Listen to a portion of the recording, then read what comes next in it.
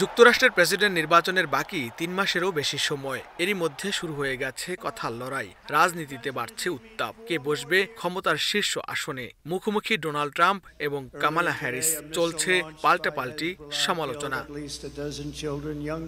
স্থানীয় সময় শনিবার যুক্তরাষ্ট্রের মিনেসোটা অঙ্গরাজ্যে নির্বাচনী প্রচারণায় অংশ নেন রিপাবলিকান নেতা ডোনাল্ড ট্রাম্প। এ সময় কামালা হ্যারিসের পাশাপাশি বাইডেন প্রশাসনের আমলে নেয়া বিভিন্ন পদক্ষেপের কঠোর সমালোচনা করেন যুক্তরাষ্ট্রের সাবেক এই প্রেসিডেন্ট।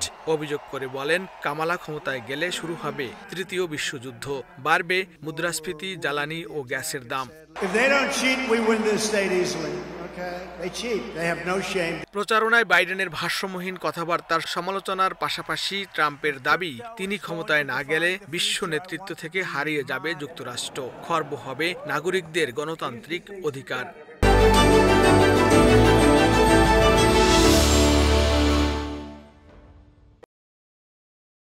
এর আগে ট্রাম্পকে একহাত নিয়েছেন কামালা হ্যারিসও। বলেন, সাদামাটা নির্বাচনী প্রচারণা দিয়েই ঘায়েল করতে পারবেন রিপাবলিকান প্রার্থী ডোনাল্ড ট্রাম্পকে, কাটিয়ে উঠতে পারবেন তার সমস্ত মিথ্যা।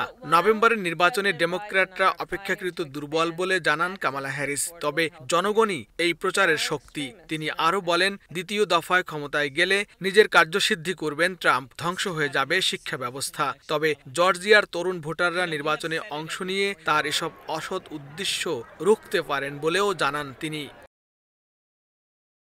এর আগে ডেমোক্রেটিক দলীয় প্রেসিডেন্ট পদপ্রার্থী হিসেবে নিজের মনোনয়নপত্র জমা দিয়েছেন ভাইস প্রেসিডেন্ট কামালা হ্যারিস। আসন্ন প্রেসিডেন্ট নির্বাচন থেকে জো বাইডেন সরে দাঁড়ানোর ঘোষণার পর থেকেই বাড়তে শুরু করেছে কামালা হ্যারিসের জনপ্রিয়তা।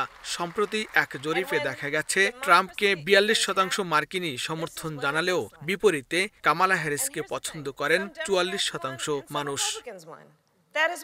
ক্ষণে ক্ষণে রং বদলাচ্ছে মার্কিন যুক্তরাষ্ট্রের এবারের প্রেসিডেন্ট নির্বাচন থেকে সরে গিয়ে president Joe Biden vice president Kamala হ্যারিসের নাম প্রস্তাব করলে ঘুরে দাঁড়াতে শুরু করে ক্ষমতাসীন ডেমোক্রেটিক পার্টি। এরই মধ্যে বিরোধী দল রিপাবলিকান দলের ডোনাল্ড ট্রাম্পকে পেছনে ফেলে সামনে এগিয়ে চলছেন vice president Kamala Harris. Laskar Al Mamun, Somoy Sangbad, যুক্তরাষ্ট্র।